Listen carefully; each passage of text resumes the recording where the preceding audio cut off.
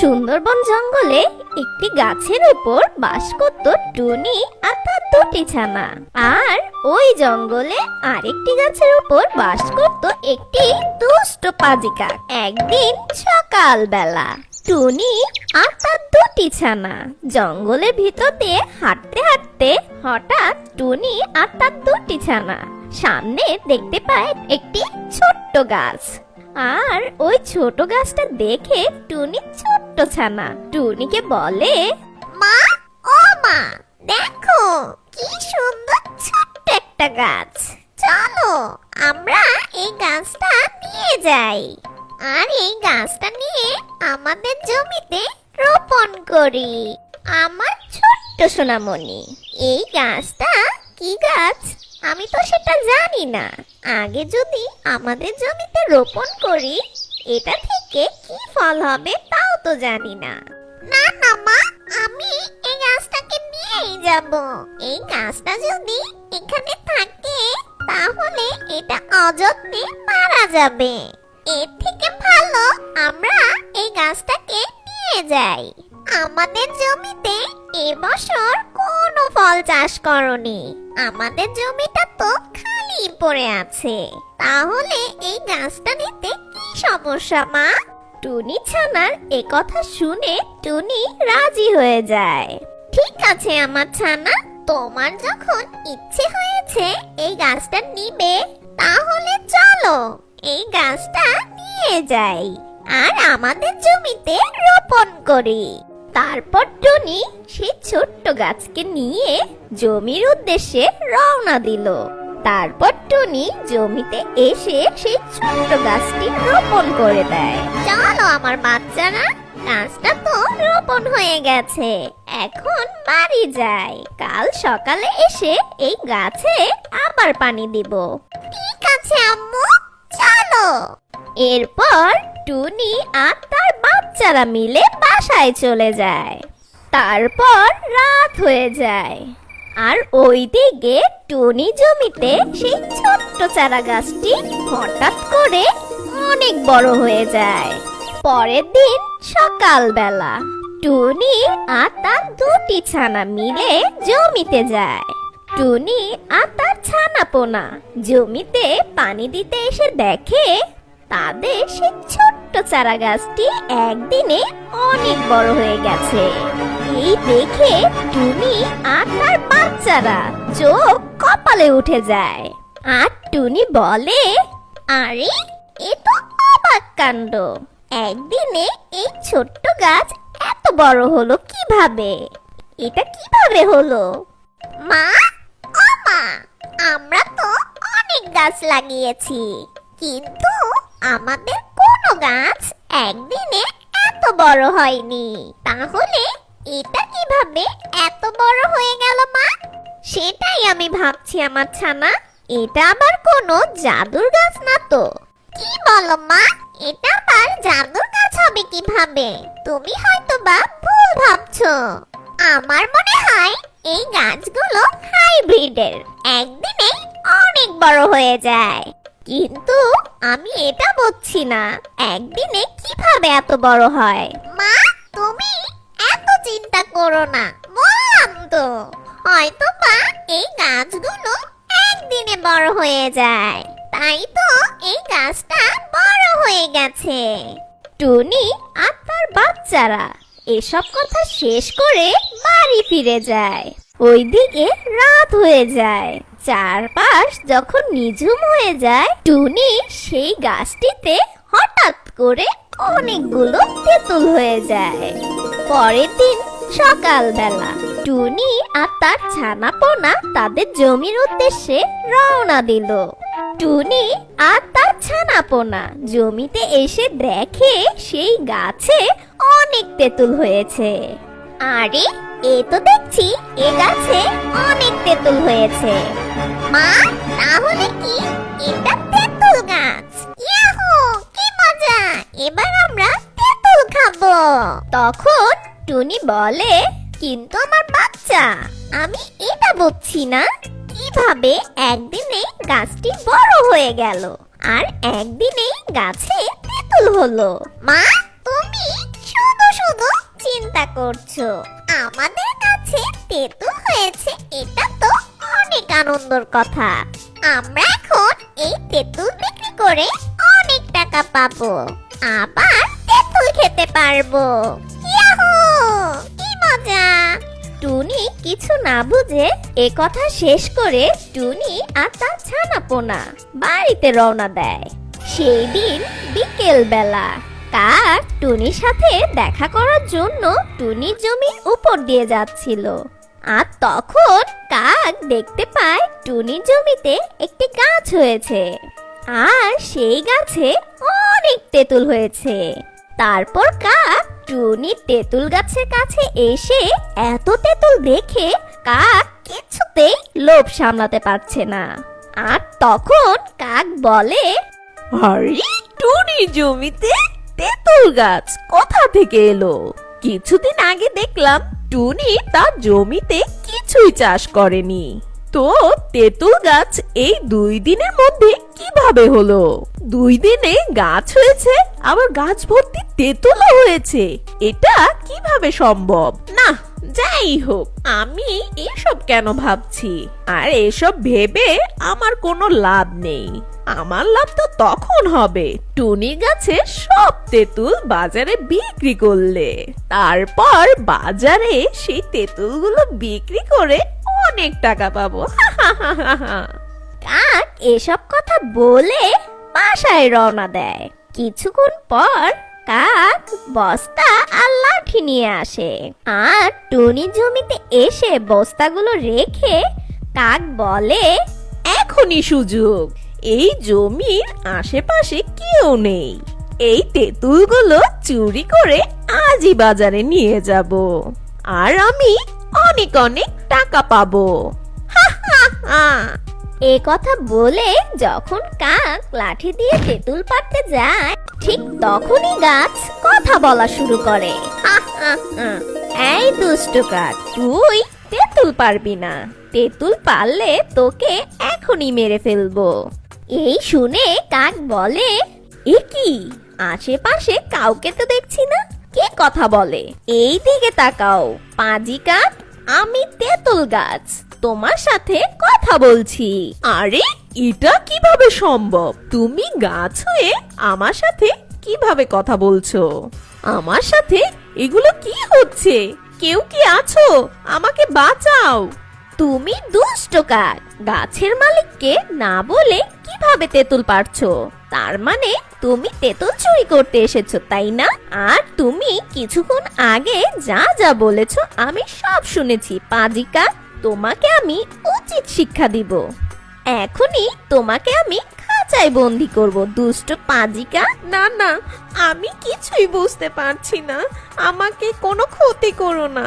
এই গাছটা আবার কিভাবে কথা বলছে? কাক যখন এ কথা বলে দৌড়ে পালাতে যায়, ঠিক তখন তেঁতুল গাছ কাককে জাদু দিয়ে বন্দি বানিয়ে ফেলে। না না, কেউ কি আছো? আমায় বাঁচাও, এই গাছটি আমাকে বন্দি বানিয়ে ফেলেছে। আর পরের দিন সকালবেলা টুনি আর তার ছানারা জমিতে যায়, আর টুনি জমিতে এসে দেখে কাক খাঁচার মধ্যে বন্দি আছে, আর সেই দুষ্ট কাক খুব কান্না করছে। আর এই দেখে টুনি বলে, আরে কাক বোন, তুমি এখানে? আর এই খাঁচার মধ্যে কেন বন্দি? টুনি, ও টুনি বোন, তুমি আমাকে বাঁচাও, এই গাছটি আমাকে এই খাঁচায় আটকে ফেলেছে। কি বলছো আবোল তাবোল? এই গাছ তোমাকে আবার কিভাবে বন্দি করবে? টুনি, এই গাছটা আমার সাথে কথা বলেছে আর আমাকে এই খাঁচার মধ্যে বন্দি করে ফেলেছে। টুনি, টুনি আমাকে বাঁচাও। কি বলছো কাকবোন? গাছ আবার কথা বলতে পারে? সে আবার তোমাকে খাঁচা বন্দি করেছে? হাস্যকর ব্যাপার। বিশ্বাস করো টুনি বোন, এই গাছটা আমার সাথে কথা বলেছে যে তুই মালিকের অনুমতি ছাড়া গাছের তেঁতুল কেন পারছিস, তাই আমাকে ও খাঁচা বন্দি করেছে। টুনি কাকের এই কথা শুনে গাছকে মজা করে জিজ্ঞাসা করে, গাছ, ও গাছ, আসলে কি তুমি কাকবনকে খাঁচায় বন্দি করেছো? টুনি এ কথা যখন বলে তখন গাছ টুনির সাথে কথা বলে না। দেখেছো, তুমি মিথ্যে বলেছো। এই গাছ আমার সাথে কথা বলে না। তুমি যে দুষ্টু, জানি কিভাবে এই খাঁচায় বন্দি হয়েছো আর আমার গাছের দোষ দিচ্ছ, তাই না? বিশ্বাস করো টুনি বোন, এই গাছটা আমার সাথে কথা বলেছে আর এই খাঁচায় এই গাছটাই আমাকে বন্দি করেছে। এই গাছ, তুমি কথা বলছো না কেন? হ্যাঁ, কাকবন, তুমি পাগল হয়ে গেছো, তাই না? টুনি যখন এই কথা বলে তখন গাছ কথা বলা শুরু করে। হ্যাঁ টুনি, কাক সত্য বলেছে। আমি কাকের সাথে কথা বলেছি আর কাককে খাঁচায় আমি বন্দি করেছি। টুনি, তোমার গাছের তেঁতুলগুলো এই কাক পেরে নিতে চেয়েছিল, তাই আমি ওকে শাস্তি দিয়েছি। আর গাছকে এভাবে কথা বলতে দেখে টুনির বাচ্চারা অনেক ভয় পেয়ে যায়। মা, ও মা, গাছ কথা বলছে কিভাবে? হ্যাঁ, কাকবন তাহলে ঠিকই বলেছে, এই গাছটা কথা বলতে পারে। তাহলে কি এই গাছটা কোনো সাধারণ গাছ নয়, এটি একটি জাদুর গাছ। ভয় পেও না ছোট্ট বাচ্চারা, আমি কারো কোনো ক্ষতি করব না। এই কাক এই গাছের ফলগুলো চুরি করতে এসেছিল, তাই আমি কাককে শাস্তি দিয়েছি। কাক যদি এই গাছের তেঁতুলগুলো না চুরি করতে চাইতো তাহলে আমি কাককে এই খাঁচায় বন্দি করতাম না। তখন টুনি বলে, কিন্তু আমি এটা ভেবে পাচ্ছি না, তুমি কিভাবে কথা বলছো আর তুমি কে? তারপর গাছ তার সবটা খুলে বলে কিভাবে সে গাছ হয়েছে। তাহলে শোনো, আমি হচ্ছি তোমাদের পাশের জঙ্গলে লুসি পায়রা। একদিন আমি আর মিষ্টি টিয়ে গাছে বসে একটু কথা বলছিলাম, তখন দেখলাম সামনের গাছের নিচে ঈগল কবিরাজ ধ্যান করছে। আর আমি মিষ্টি টিয়েকে বলি, দেখো টিয়ে বোন, কবিরাজ মশাই মনে হয় ধ্যান করছে। হ্যাঁ লুসি পায়রা, দেখে তো তাই মনে হচ্ছে। আমি শুনেছি কবিরাজ নাকি অনেক জাদু জানে। এসব কথা তোমাকে কে বলেছে ফালতু কথা টিয়ে বোন? আর কার মুখ থেকে এসব কথা শুনেছো তুমি? এই কথাগুলো পাখিরা শুধু শুধু বলে যে ওরা অনেক জাদু জানে। এগুলো বন্ডামি, জাদু বলতে কিছুই নেই। দাঁড়াও মিষ্টিটি, আমি যাচ্ছি ওই কবিরাজের কাছে, দেখি ওর কেমন জাদু জানে। না না লুসি পায়রা, তুমি এখন যেও না, সে এখন ধ্যান করছে, তার ধ্যান তুমি নষ্ট করো না। আরে চুপ, তোমার ভয় লাগলে তুমি চলে যাও, আমি ঠিকই ওখানে যাব। ভীতু একটা, যাও, কবিরাজ বলতে কিছুই হয় না, তুমি এখান থেকে যাও আর আমি দেখি ও কেমন জাদু পারে। তারপর মিষ্টি টিয়া সেখান থেকে ভয় পেয়ে চলে যায় আর আমি অনেক সাহস দেখিয়ে সেই কবিরাজের কাছে যাই। তখন কবিরাজ ধ্যানে ছিল। এই শয়তান কবিরাজ, তুই নাকি অনেক জাদু জানিস, তোর নাকি অনেক শক্তি, তাহলে তোর শক্তিটা আমাকে দেখাতো, কেমন তুই জাদু জানিস আমি তাই দেখতে চাই। আর এই শুনে ঈগল কবিরাজ চোখ খুলে। তোর এত বড় সাহস, তুই আমার 100 বছরের ধ্যান নষ্ট করলি? তুই আমার শক্তি দেখতে চেয়েছিস তাই না?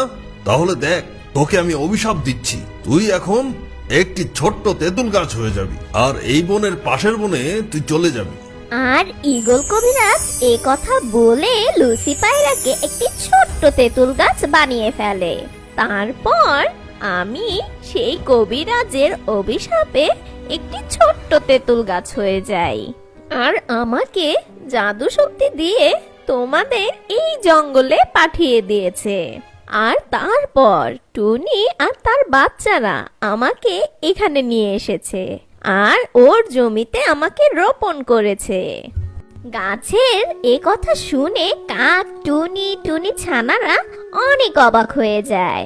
তখন টুনি গাছকে সাহায্য করতে চায় আর বলে, কিন্তু আমরা তোমাকে কিভাবে সাহায্য করতে পারি? আমরা তো কিছুই জানি না, তোমাকে কিভাবে সাহায্য করব? সেই কবিরাজ আমাকে অভিশাপ দেওয়ার পর আরো বলেছে, তুই এখন থেকে ছোট্ট গাছ হয়েই থাকবি, আর তুই কারো কাছ থেকে জোর করে সাহায্য নিতে পারবি না। যেদিন মন থেকে কেউ তোকে সাহায্য করবে, সেদিন তুই গাছ থেকে আবার আগের রূপে ফিরে আসতে পারবি। আর তোর আগের রূপে ফিরে আসতে হলে এই গ্রামের পাশে একটা নদী আছে, সেই নদীতে 2 বার ডুব দিলে একটি জাদুর আংটি আসবে, সেইটা তোকে স্পর্শ করলেই তুই আবার আগের রূপে ফিরে আসবি। আর গাছের এসব কথা শুনে টুনি বলে, এ কি বলছো গাছ? তাহলে আমাদের এখনই যাওয়া উচিত সেই নদীতে, সেই আংটিটা খুঁজে নিয়ে আসবো। টুনি, ও টুনি, এই গাছকে বলো না আমাকে এই খাঁচা থেকে মুক্তি করে দিতে। আমিও তোমার সাথে ওই নদীতে যাব, আর আমি তোমাকে সাহায্য করব। আমি এখন ভালো হয়ে যাব টুনি, আমাকে ক্ষমা করে দাও।